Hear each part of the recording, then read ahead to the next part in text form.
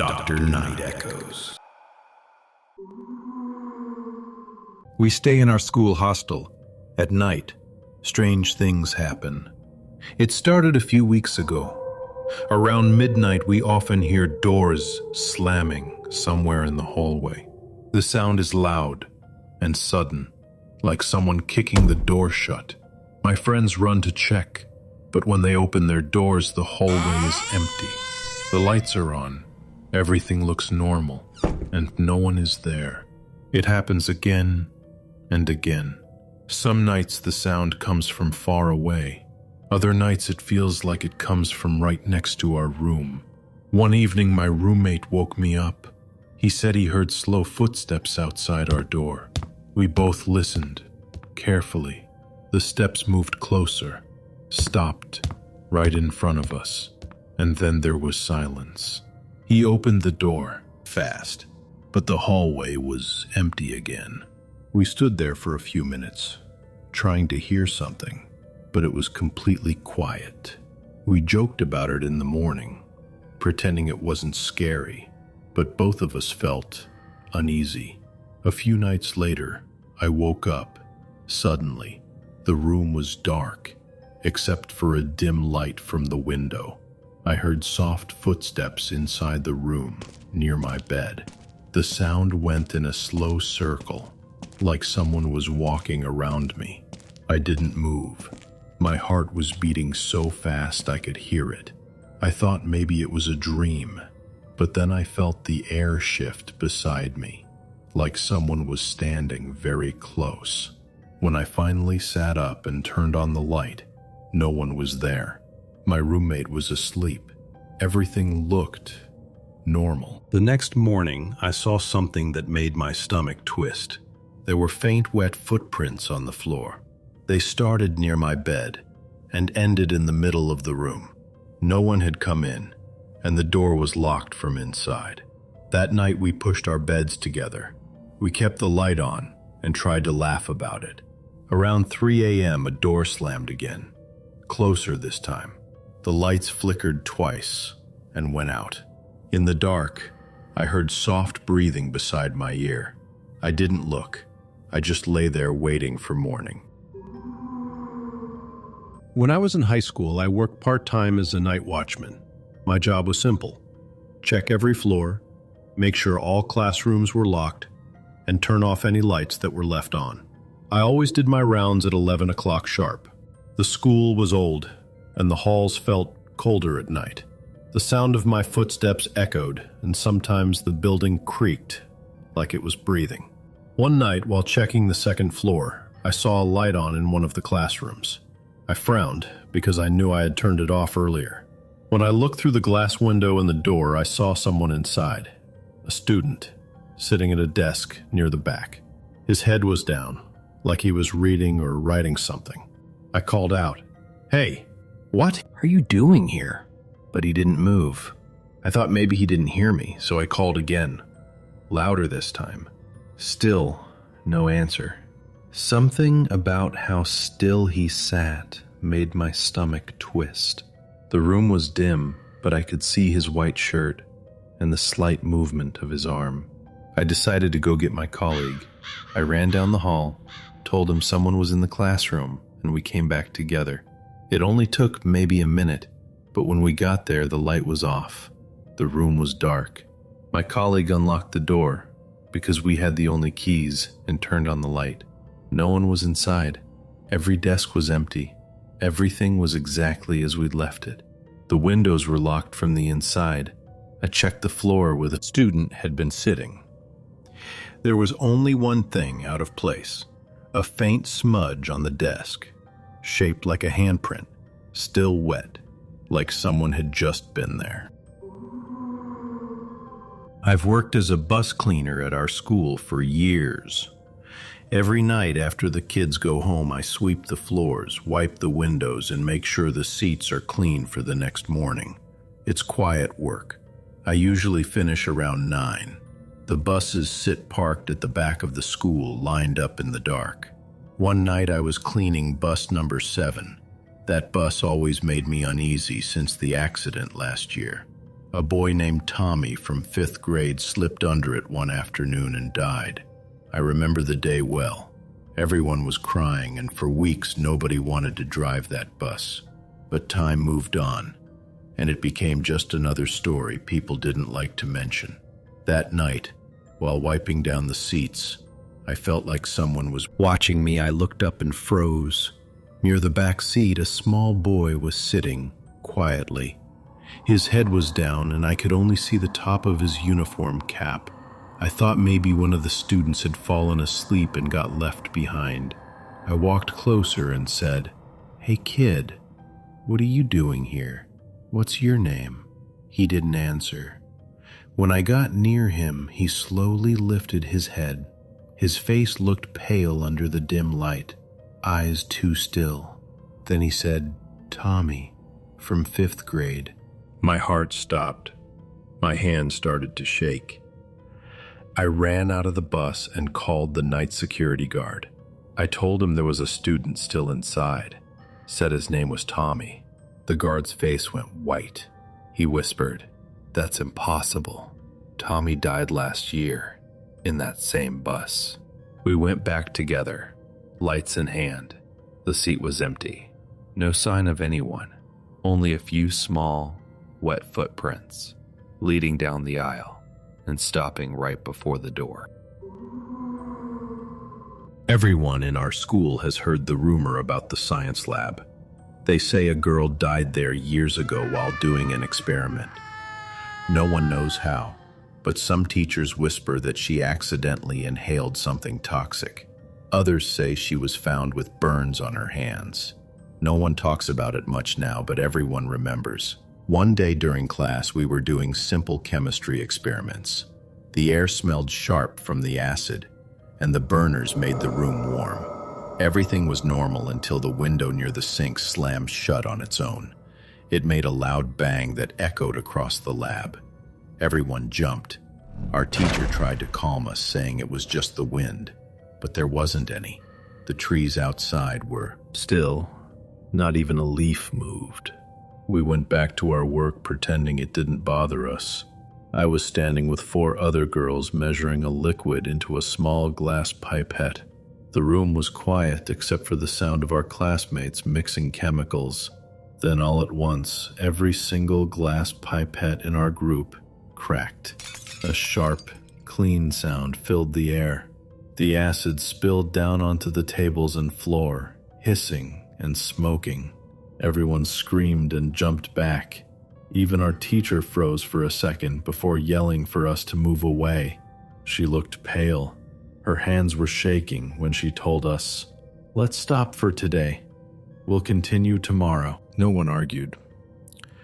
After we left, I kept thinking about the window, the glass, the acid, all breaking at the same time. It didn't feel like an accident. I still wonder if the story is true, if the dead girl was there with us that day. Maybe she wasn't angry. Maybe she was warning us to leave her lab alone. It happened one night after a school play. Everyone had gone home except for me and my boyfriend. He was up in the sound booth finishing some last-minute cleanup, and I was in the women's dressing room gathering costumes. The theater was quiet, too quiet. You could hear the soft buzz of the stage lights cooling down and the faint echo of my own footsteps. The dressing room always felt different at night, without the noise of everyone getting ready. It was just the sound of the building, breathing, pipes, clicking, fabric rustling, little sounds that made you think someone was still there. I told myself it was nothing. Then, from the bathroom at the back of the room, I heard a stall door squeak open. It was slow and high-pitched, the kind of sound that makes your stomach drop. I froze, waiting for someone to come out. The door stopped, then creaked shut again. "Hello?" I called out. No answer. My voice sounded too loud in the empty room. I told myself it was just air pressure. Maybe the door was loose, but deep down, I knew what I'd heard. I rushed out onto the stage, trying to shake it off. From there, I could see the sound booth. My boyfriend was still up there, adjusting cables. He hadn't moved. I called up to him, and he looked down at me, confused. The rest of the auditorium was dark and empty. The doors were locked, the lights were off in the hallways, and every seat sat still and silent. Still when I walked past the dressing room again, I heard it, a soft creak, that same stall door moving just slightly back and forth. 17 years ago, my dad worked as a night shift janitor at a high school. He was the only person in the building at night. One evening, he decided to take a voice recorder with him. There was a particular room, the shop room, that always gave him an eerie feeling. He went inside, placed the recorder on one of the tables, and said out loud, "Is there anyone else here? Does anyone have anything they want to say?" He then mentioned that he was leaving the recorder and stepping out of the room. After that, he closed the door behind him and continued with his rounds. An hour later, he returned to collect the recorder. When he got home that night, he sat down to listen to what it had captured. I was sitting beside him as he pressed play. At first, we heard the sound of my dad walking out of the room and the door closing. Then, for about 15 seconds, there was complete silence.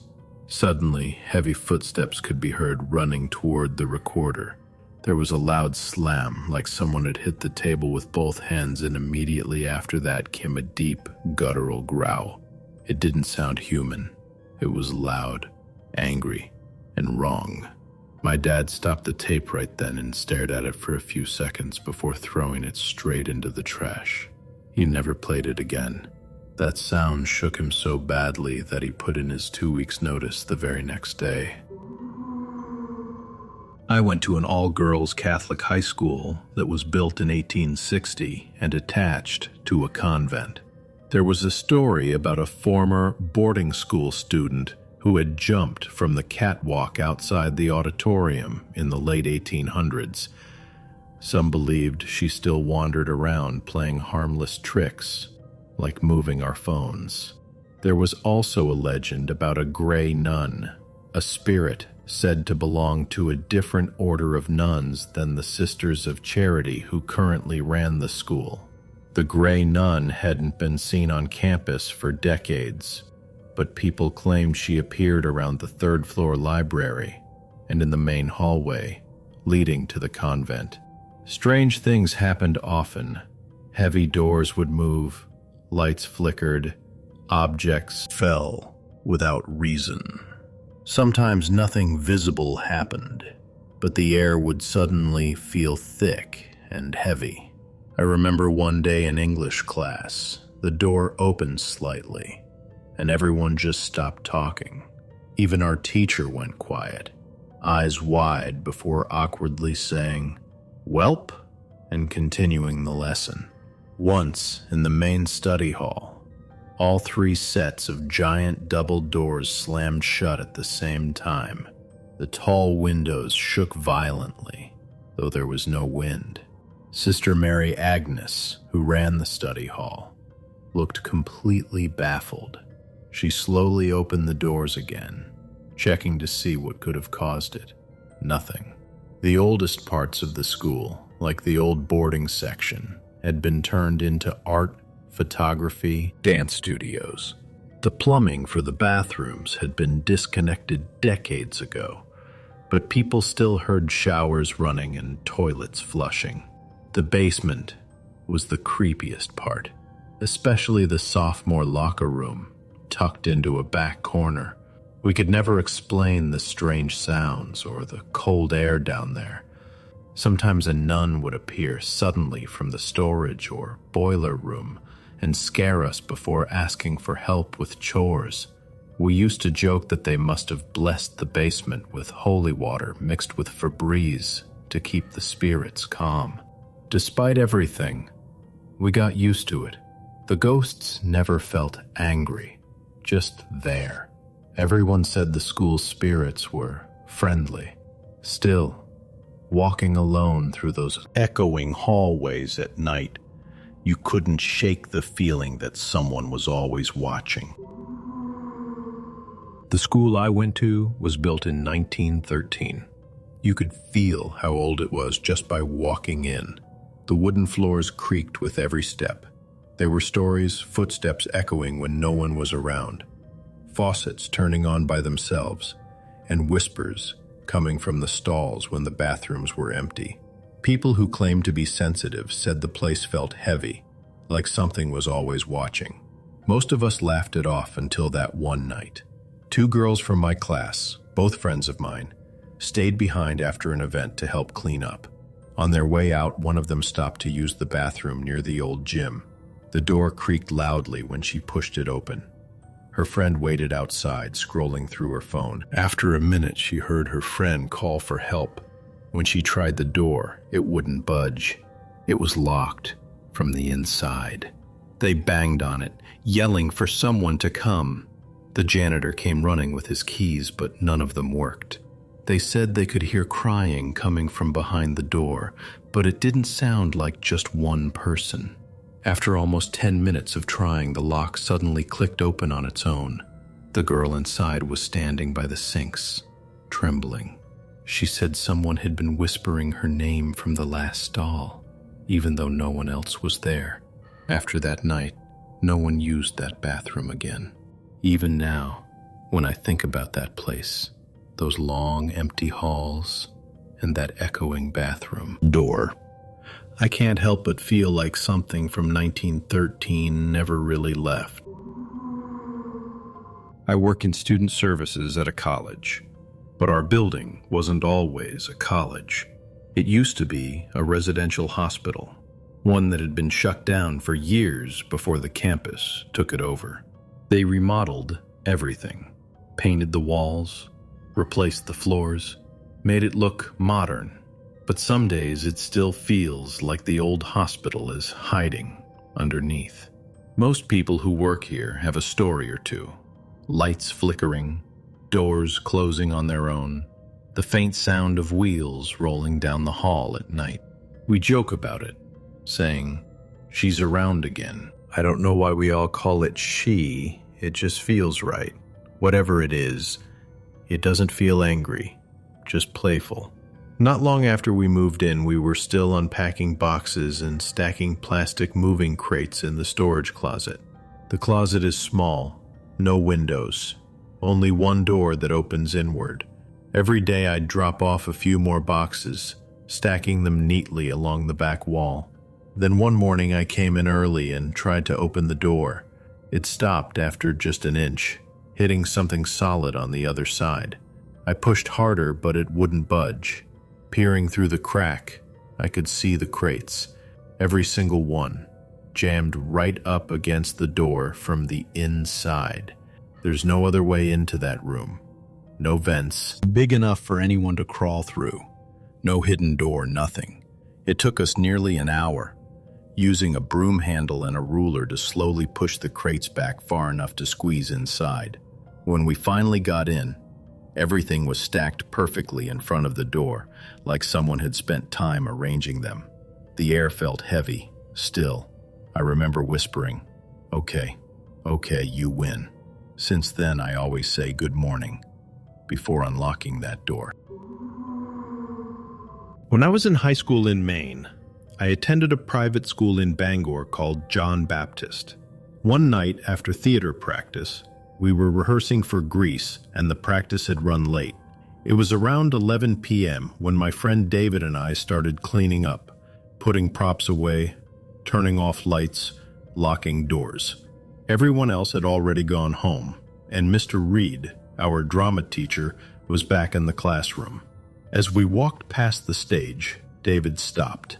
"Who's that?" he asked. I looked up to where he was pointing. There was someone sitting in the balcony. It looked like a blonde-haired student wearing a purple and white Letterman jacket, the kind from our school. David called out, telling him the auditorium was closed and it was time to leave. The person didn't answer. He just sat there staring down at us. I called up too, but he didn't move or say a word, just watching. The silence made the whole place feel heavier. By then we were both uneasy. I told David to get Mr. Reed while I stayed to keep an eye on whoever it was. For what felt like forever, I just stood there, looking up at him, and he looked back at me, completely still. Finally, the doors opened and David came back with Mr. Reed. I told him someone was sitting in the balcony. He looked up, and the boy was gone. In the few seconds I glanced at Mr. Reed and looked back. The seat was empty. Mr. Reed thought we were joking, but after seeing how serious we were, he joined us to check out. We went up to the balcony. No one was there, but the chair where the boy had been sitting was still pushed down like someone had just gotten up from it. That's when it really hit us. There had been no sound, no movement, and no way out except past us. We searched the whole auditorium, but it was empty. It was well past midnight when we finally locked up and left.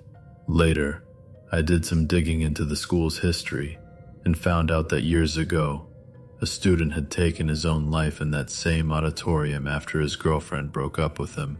He was said to have been wearing a Letterman jacket.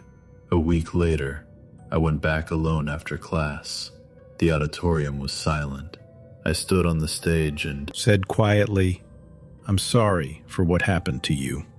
I hope you enjoyed the shows.